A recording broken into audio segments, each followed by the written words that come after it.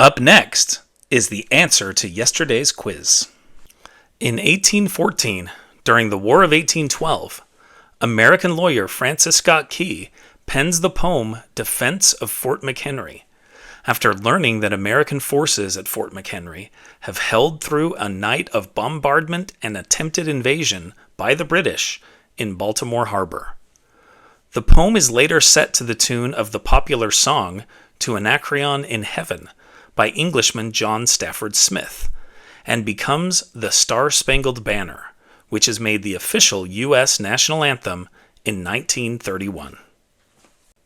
In 1901, Theodore Roosevelt becomes the youngest U.S. president in history when he is sworn in at the age of 42, following the death of President William McKinley.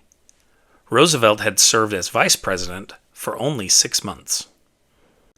In 1927, famous American dancer Isidora Duncan is killed in Nice, France, when the enormous silk scarf she is wearing gets tangled in the rear hubcaps of her open convertible. She is 50 years old.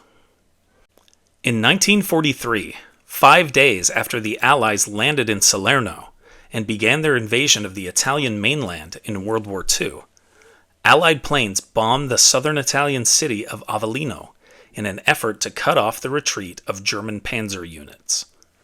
The bombing occurs on a market day, destroying many historic buildings and killing about 3,000 of the city's 24,000 residents. In 1964, the Kellogg Company begins selling the PopTart, an innovative portable breakfast pastry, which goes on to sell billions annually and helps redefine the breakfast food market. The idea came when Kellogg's biggest competitor, Post, announced publicly that it would soon release shelf-stable breakfast pastries called Country Squares. But Kellogg responded by rushing to develop its own version and beat Post to the market. In 1968, just 2 years after his wife Claudette died in a motorcycle accident, American rock and roll pioneer Roy Orbison loses 2 of his 3 sons, 10-year-old Roy Jr. and 6-year-old Tony, when his home in Hendersonville, Tennessee, burns down while Orbison is on tour in Europe. Only 3-year-old Wesley survives.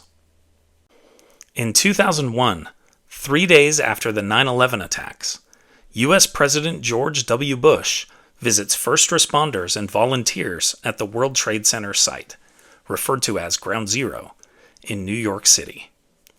After some of the workers yell that they can't hear him, Bush famously responds into a megaphone, "I can hear you. The rest of the world hears you.